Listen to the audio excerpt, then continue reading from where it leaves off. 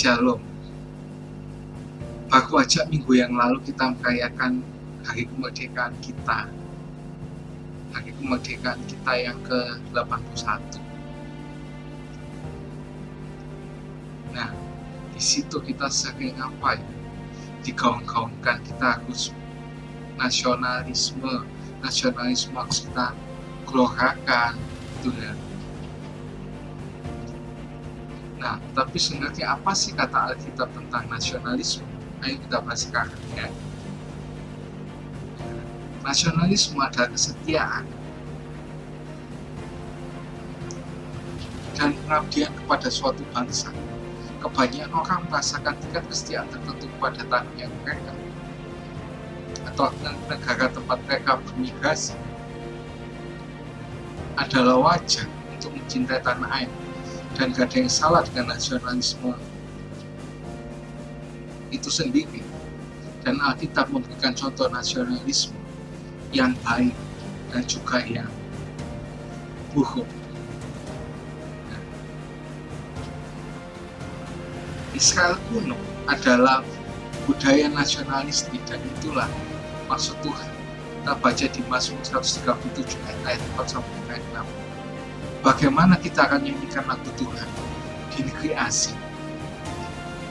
Jika aku melupakan Tuhan Yerusalem, berikan tangan kananku, biarkan tangan kananku kan keahliannya, biarkan lidahku menempel di laki-laki mulutku, jika aku tidak menetapkan Yerusalem di atas kebahagiaan tertinggi. Ketika Tuhan memanggil Abraham untuk meninggalkan rumahnya, pergi ke tanah yang ditujukan kepadanya, sering meletakkan dasar sebuah bangsa yang teokratis. Maka bangsa teokratis ini akan kita bahas kemudian ya. Seperti ada di Kejadian 12 ayat 1 sampai 4. Kemudian Tuhan berfirman pada Abraham, pergilah dari negerimu dan dari sanak saudaramu dan dari rumahmu ke negeri yang akan kutunjukkan kepadamu, dan aku akan menjadikan bangsa yang besar, dan aku akan memberkatimu dan buat namamu besar, sehingga aku akan menjadi berkat.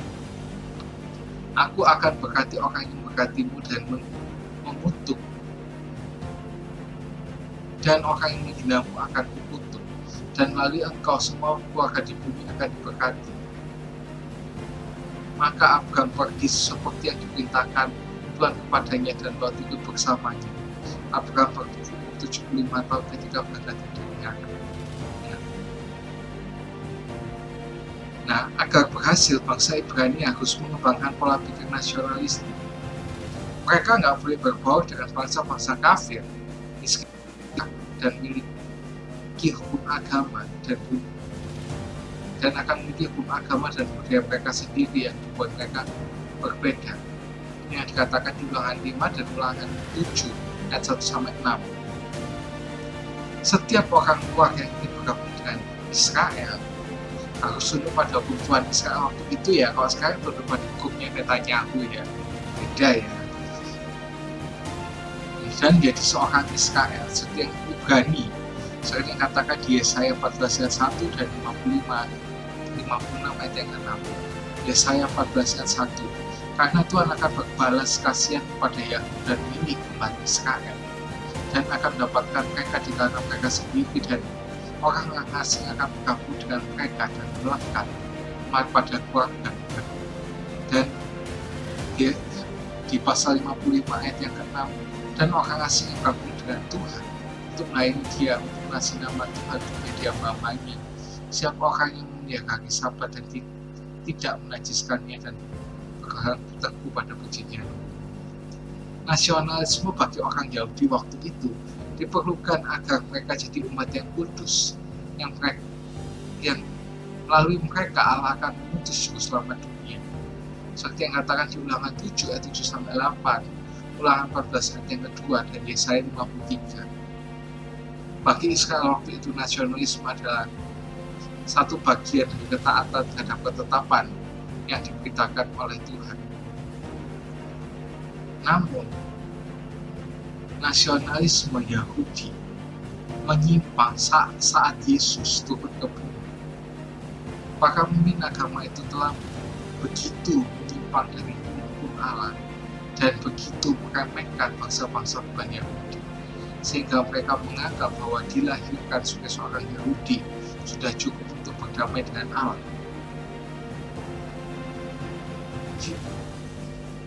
Yohanes Pembaptis pun menegur pemikiran seperti itu. Janganlah kamu menyangka bahwa kamu dapat berkata kepada dirimu sendiri, Abraham adalah bapak kamu.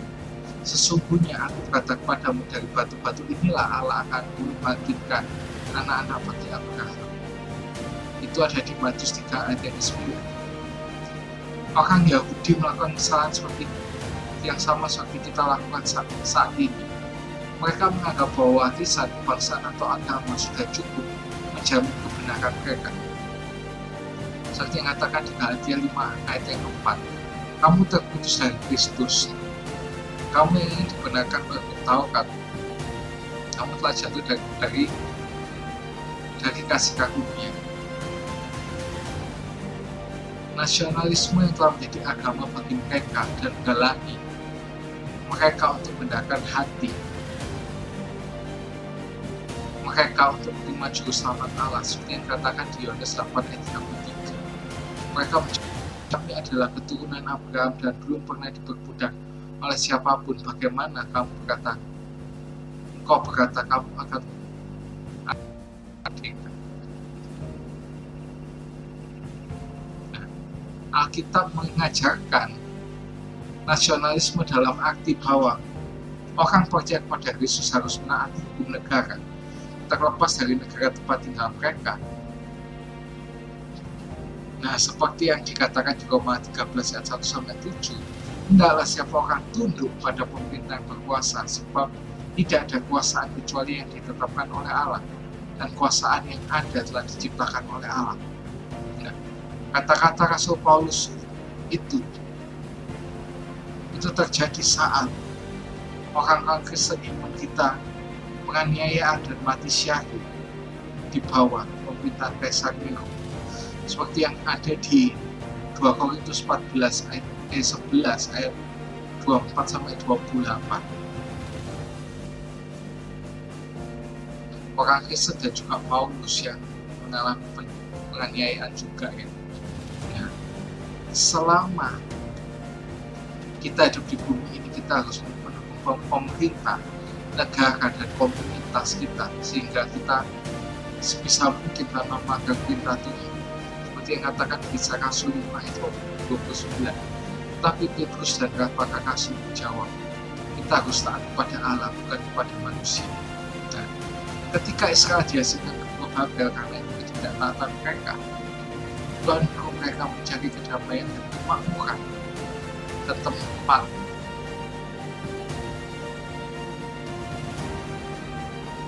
yang telah Tuhan membawanya ke pengasihan. Doa kepada Tuhan kota itu, karena jika kota itu makmur, kamu akan makmur. Apapun soal nasionalisme yang dirasakan orang Ibrani yang diasingkan terhadap tanah yang mereka harus jalani hidup mereka di Babel dan berdoa untuk damaiin orang-orang di negeri tempat mereka tinggal. Nah, kita harus membela kebebasan orang yang tidak bersalah dan rumah kita dari ancaman asing. Jadi tidak salah untuk merasa bangga ketika bangsa kita melakukan hal yang benar, dan nyanyikanlah kebangsaannya dengan sukacita, dengan ucapan syukur kepada Tuhan. Namun kita keliru jika kita membiarkan nasionalisme menggantikan kesetiaan utama kepada Kristus dan kerajaan. Semua orang yang dilahirkan kembali dalam keluarga Allah adalah warga kerajaan lain sebelumnya.